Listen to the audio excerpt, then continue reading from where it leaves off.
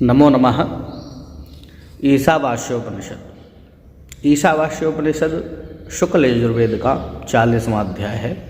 40 अध्याय उसमें है। 39 अध्यायों में कर्मकांड का निरूपण करने के बाद जो 40वां अध्याय है उसमें भगवत तत्व रूप जो ज्ञान कांड है उसका निरूपण किया गया है। और ईशावास्योपनिषद इसलिए इसका नाम पड़ा क्योंकि ये ईशावास्य शब्द से प्रारंभ हुआ है। और ईशावास्योपनिषद को सबसे पहला उपनिषद भी कहा जाता है। ईश के नकठ प्रश्न मुंड मांडुक्य तत्तरीय तरीयम च छांदोग्यम बृहदारण्यकम दशा, ये 10 उपनिषद जो प्रमुख हैं उनमें सबसे पहला ईशावास्योपनिषद है। तो इसका पहला मंत्र आज देखेंगे। कल हमने जो इसका शांति पाठ था, ओम पूर्णमदः पूर्णमिदं पूर्णात् पूर्णमुदच्यते पूर्णस्य पूर्णमादाय पूर्णमेवावशिष्यते, इसका विवेचन किया था। बृहदारण्यकोपनिषद का ये मंत्र है जो कि इसके शांति पाठ में इसको लिया जाता है। तो आज हम चर्चा करेंगे ईशावास्योपनिषद के प्रथम मंत्र पर। तो प्रथम और द्वितीय जो मंत्र में जो व्याख्या की गई है वो एक दूसरे से जुड़े हुए हैं। तो इसमें बताया है कि ईश्वर जो सब में व्याप्त जो ईश्वर है उसका स्मरण करते हुए कर्मों को करना चाहिए। इस प्रकार से कर्म करने से व्यक्ति को 100 वर्षों तक जीने की इच्छा करना चाहिए। इन 2 मंत्रों में विशेष रूप से ये चीज़ बतलाई गई है। तो प्रथम मंत्र की व्याख्या हम देखेंगे। ओम ईशावास्यमिदं सर्वं यत्किंच जगत्यां जगत् येन त्यक्तेन भुञ्जीथा मा गर्धः कस्य शुद्धनम्। तो ईशावास्यम इदं सर्वं यत्सर्वं यत्किंच जगत्यां जगत्यां यत्किंच, इस अखिल ब्रह्मांड में यत्किंच जो कुछ भी है, जगत यानी जड़ चेतन स्वरूप जो कुछ भी है वो क्या है? बोले ईशावास्यम इदं सर्वम, सब में ईश्वर व्याप्त है। ईशा मानी ईश्वरेण व्याप्तम ईशावास्यम। तो ईश्वर से व्याप्त है जब सब कुछ जड़ चेतन स्वरूप जो कुछ भी हमें चराचर संसार में जो कुछ दिख रहा है वो सब ईश्वर से ही व्याप्त है।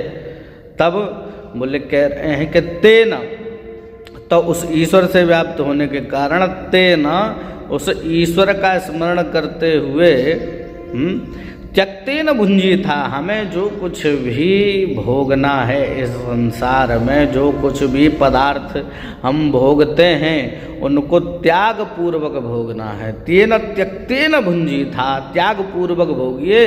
और नहीं तो क्या होगा? यदि त्याग पूर्वक नहीं भोगेंगे तो क्या होगा? ममता होगी। तो क्या आगे कह रहे हैं कि माँ घृता यानी ममता मत करो, उसमें आसक्ति मत करो। हाँ, तो यदि आसक्ति करेंगे तो क्या होगा? संयोग वियोग आदि में फिर राग और द्वेष उत्पन्न होगा, और राग द्वेष उत्पन्न होना ही कर्म के बंधन में पड़ने का कारण है। इसलिए कह रहे हैं कि तेन त्यक्तेन भुंजी था, उपयोग तो करना है क्योंकि आपको जो वस्तु मिली है ये शरीर का भी उपयोग तो हम कर ही रहे हैं। वाणी का उपयोग कर रहे हैं, नेत्रों को प्रयोग कर रहे हैं, हस्तों इंद्रियों को प्रयोग कर रहे हैं, ये तो शरीर की बात हो गई। लेकिन जो इंद्रियां जिन पदार्थों का सेवन कर रही हैं, जो इनके विषय हैं, रूप को देखना, रस को लेना, जिह्वा रस को ले रही है, नासिका ग्रहण इंद्रिय हमारी जो है गंध को ले रही है, श्रवण जो है हमारे वो शब्द को ग्रहण कर रहे हैं। तो ये प्रकार से जितने भी पदार्थ इस संसार में हम भोग रहे हैं उनमें आसक्त हुए बिना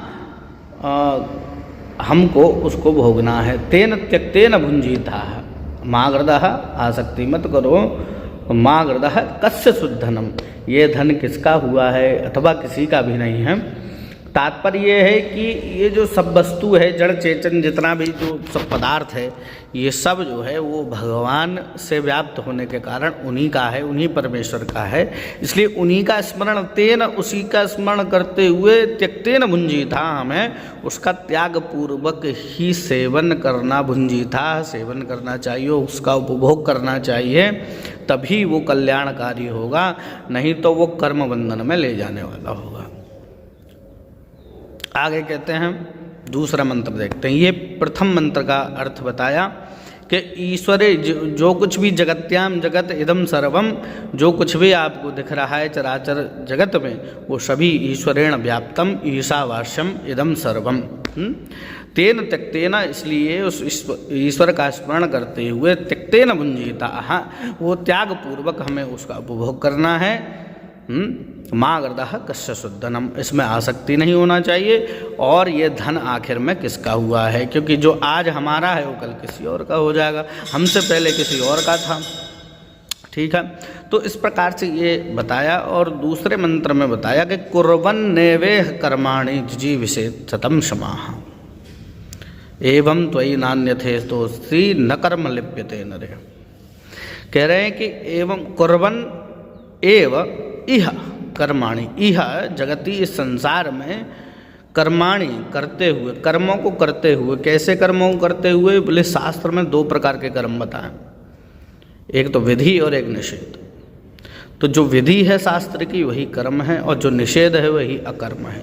तो हमें कर्म करना है, यानी वेदानुसार जो विहित कर्म है, अग्निहोत्र इत्यादि, और जो कुछ भी शुभ कर्म है वो कर्म करते हुए शतम समाह 100 वर्ष, शतम समाह 100 संवत्सरा, 100 वर्ष की जीवितुम इच्छा, 100 वर्ष तक जीने की इच्छा करे। ऐसे शास्त्र विहित कर्मों को, वेद विहित कर्मों को करते हुए 100 वर्ष ये जीने की इच्छा करे तो क्या होगा? बोले न कर्म लिप्यते नरे एवं त्वयि नान्यथेतोऽस्ति न कर्म लिप्यते नरे। तो तुझमें ये कर्म लिप्त नहीं होंगे, और इसके अतिरिक्त कोई दूसरा मार्ग कर्म से छूटने का है नहीं। ये वेद में ये बताया। एवं त्वयि नान्यथा, और इस मतलब कोई दूसरा पथ इस संसार में कर्म से छूटने का नहीं है। यदि हम त्याग पूर्वक और अग्निहोत्र आदि वेद विहित कर्मों को करते जाएंगे तो इससे हमें कर्म लिप्त नहीं होंगे, ऐसा इस ईशावास्योपनिषद के दूसरे मंत्र में बताया गया है। तो इन दोनों का जो अर्थ सामान्य है वो आपने देखा। पहले मंत्र में ईश्वर से व्याप्त होने के कारण त्यक्तेन भुंजीता, पदार्थों को भोगने की बात कही त्यागपूर्वक, और दूसरे में बताया कि त्यागपूर्वक भोगने से क्या होगा? शास्त्रविद कर्मों को करने से 100 वर्ष की इच्छा जीने की करना चाहिए। तो उससे क्या होगा? बोले न कर्म लिप्यते नरे, तो तुम्हें वो कर्म लिप्त नहीं होंगे, क्योंकि कर्मों के बंधन से ही पुनरपि जन्म पुनरपि मरणम ये चलता रहता है। तो ये दो मंत्रों को बताए। जय जय श्री राधे, हरि बोल।